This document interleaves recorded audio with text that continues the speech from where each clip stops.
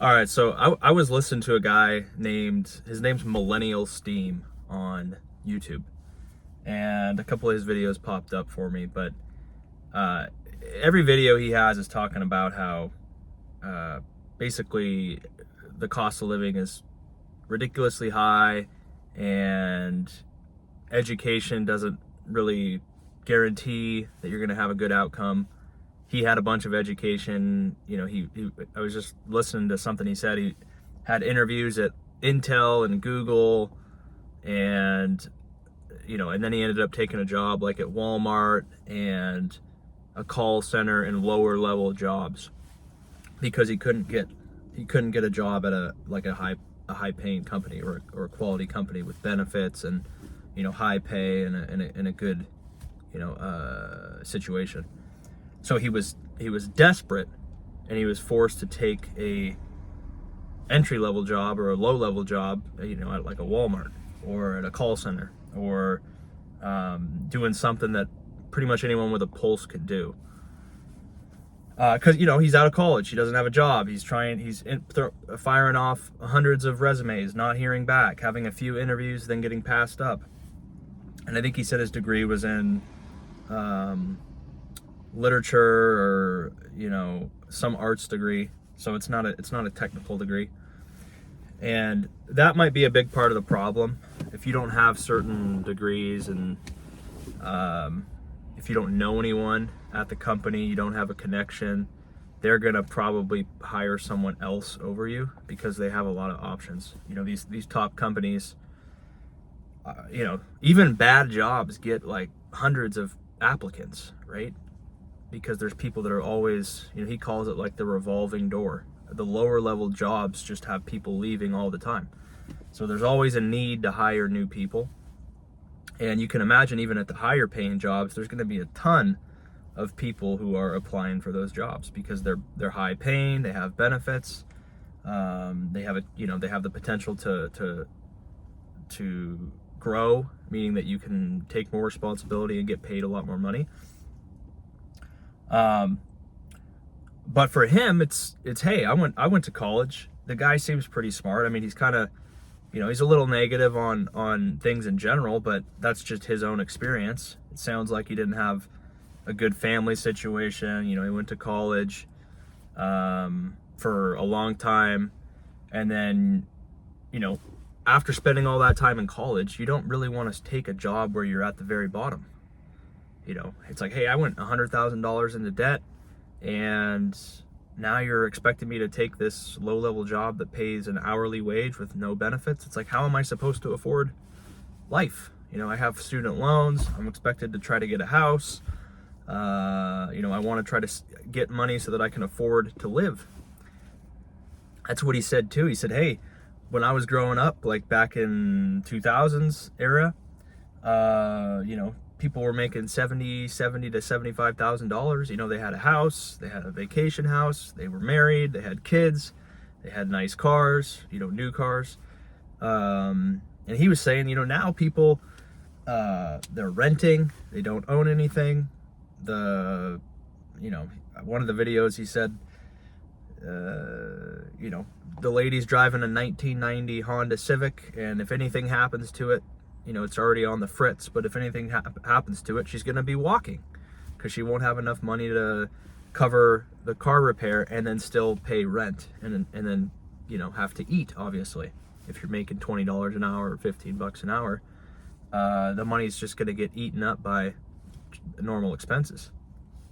So I don't know if $75,000 would have afforded all that stuff back in like 2000, but certainly now, 75,000, even 100,000. I was just looking at houses where I live, where I grew up, and it's absolutely crazy. I mean, I live in Seattle area, but I went on Zillow, and I think there was only like 10 houses for sale, and pretty much all of them were new construction, so there wasn't anyone that were actually selling a current house. And what I would say is a decent house was $1.4 million, and that the monthly payment was like $8,000 a month. for that house. And then you got to put 20% down on that. So 20% down on 1.4 million is like $300,000 roughly. I just don't know who's doing that. Again, if you live in a nice big city, then there's always people that make really good money because they're with the right company, they have a specialized degree, they're making $300,000, $250,000 a year. But if you live in an expensive area and you don't make, I would say, $150,000 to $200,000, you're gonna just be struggling to make it, just to even survive. And lots of people in his comments were saying that, hey, I'm just, we're this feudalism with electricity, or we're just trying to pay rent and eat. That's all we can afford to do, nothing else, right? And it's really just a step above being homeless, because you do have shelter, but you don't have much hope for anything else, because your money just doesn't buy you much in the economy. And a lot of that's due to inflation. A lot of that's, prices just running away from wages. Wages have not kept up with the prices of things in the real economy. And it's sad to see. I feel for the guy. I mean, even I'm not in the best situation in terms of having like a really high income, considering where I live. But even in a lower cost area, a house it's a little bit more doable, I think. We're an area where you can buy a house for like $250,000, $300,000. It's possible. You could do that making, probably $70,000 a year. You could qualify for that and be able to be okay. But if you live in, like I live in Washington, California, if you live on the coast, 100,000 just doesn't do much, especially after taxes. You could qualify for like a $400,000 house maybe, and there are no $400,000 houses here, right? There are none. They don't exist. They're more like double that or triple that. If you want an actual nice house, it's going to be close to $1 million. If you want something that's old and kind of run down, it's going to be close to like $750,000 in the Seattle area. I mean, there really isn't much less than that here. So, and then you think about how people, they went to school, they got a degree because that's what they were told to do. That's what their parents did, and the result is, like this guy said, I didn't have a financial blanket. As soon as I graduated college, it's like I have debt, I have to live somewhere, and I need money. I need money to pay all these expenses. And if I don't get a good job, within a few months of graduating, what am I supposed to do? It's desperation mode. I gotta go, he ended up going to Walmart. He ended up sounding like he got fired there and quit and went to a call center. Just bad job after bad job after bad job. They're complete dead end jobs. So I don't know what hope there is if you part of it's a little bit responsibility on you to get a marketable degree. You don't just want to go to school and waste your time getting a worthless degree. But even people that do get, decent degrees and are smart, they're getting bad outcomes. They don't get a chance at a good company. They are, like I said, they're in debt. They have to still pay their monthly expenses, and they need money. So they're forced to go work at a Walmart. They're forced to go work at a Kroger's. They're forced to go, do a terrible job that, doesn't care about you. As soon as you're gone, they just find someone else. I mean, no benefits, not a great situation. So I think there's just less value in going to school in general. Unless you know what you're gonna do right when you graduate, it can be a bad use of your resources and your time. I mean, you spend 3 or 4 years going to college, you spend $50,000 to $100,000 or more going into debt, and there's a lot of time there that you could spend doing something else. You could have started at 18 or 19 years old with a different company at the bottom, and then maybe worked your way up.